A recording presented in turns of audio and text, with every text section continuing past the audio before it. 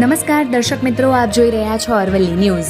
આજના ડિજિટલ યુગમાં જ્યાં બાળકોનું બાળપણ મોબાઈલ અને સ્ક્રીનની દુનિયામાં સિમટતું જઈ રહ્યું છે, ત્યાં મોડાસામાં નાના ભૂલકાઓએ પ્રકૃતિના ખોળામાં ઉતરીને માટી સાથે અનોખો સંબંધ જોડ્યો।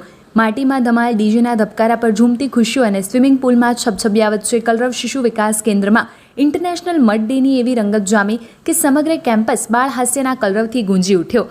આ માત્ર એક ઉજવણી નહોતી, પરંતુ બાળકોને પ્રકૃતિ, સ્વાસ્થ્ય અને સંસ્કાર સાથે જોડવાનો જીવંત પ્રયાસ હતો। વિશ્વભરમાં દર વર્ષે 29 જૂને ઉજવાતા ઇન્ટરનેશનલ મડ ડે નિમિત્તે મોડાસાના કલરવ શિશુ વિકાસ કેન્દ્રના બાલ મંદિર વિભાગ દ્વારા અનોખું આયોજન કરવામાં આવ્યું।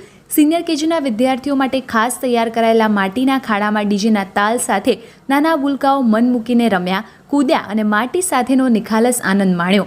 માટીમાં રમવું માત્ર મસ્તી પૂરતું નથી, તે બાળકોના શારીરિક, માનસિક અને સર્જનાત્મક વિકાસનું અસરકારક માધ્યમ છે। વૈજ્ઞાનિક અભ્યાસો મુજબ માટીના સંપર્કથી રોગપ્રતિકારક શક્તિ મજબૂત બને છે, આત્મવિશ્વાસમાં વધારો થાય છે અને પ્રકૃતિ સાથેનું જોડાણ વધુ ગાઢ બને છે।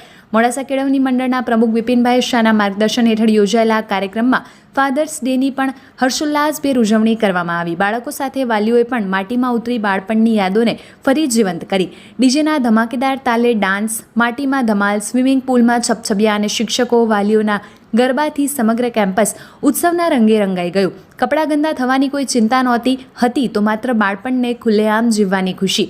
નિર્દોષ હાસ્ય, પ્રકૃતિનો સ્પર્શ અને શાળા પરિવારનો સ્નેહ એક જ મંચ પર જોવા મળ્યો। પુસ્તકોની બહાર મળેલો આ અનુભવ બાળકો અને વાલીઓ માટે લાંબા સમય સુધી યાદગાર બની રહેશે। વૈભવ રાઠોડ, અરવલ્લી ન્યૂઝ, મોડાસા। મોડાસા કેળવણી મંડળ 30 જૂનના રોજ 107 વર્ષમાં પ્રવેશ કરી રહ્યું છે। અમે દર વર્ષે અમારી બધી જ શાળાઓ વિશિષ્ટ પ્રવૃત્તિઓ કરી રહી છે।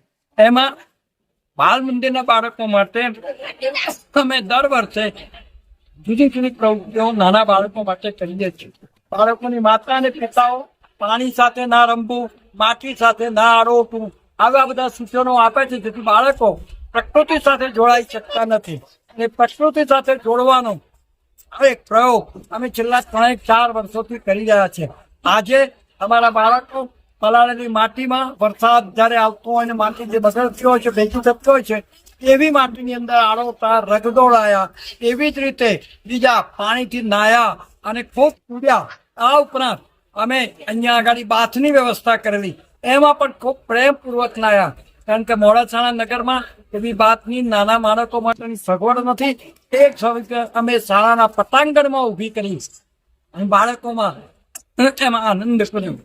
આ ઉપરાંત અમારા મુખ્ય શિક્ષિકા ફુલાબેન ના નેતૃત્વમાં અમારી તમામ શિક્ષિકા બહેનો અને બાળકો, એમના વાલીઓ સૌ જોડાયા અને જેનરેટનો આજનો કાર્યક્રમ ખૂબ આનંદમય બન્યો, એનો મને આનંદ છે। અમારા પત્રકાર મિત્રો પણ આમાં જોડાય છે અને ભાઈ શ્રી વૈભવ રાઠોડને ખાસ અભિનંદન આપું છું કે આવી અનેક ક્લિપો એ લઈ અને નગરના લોકો સુધી પહોંચાડે છે।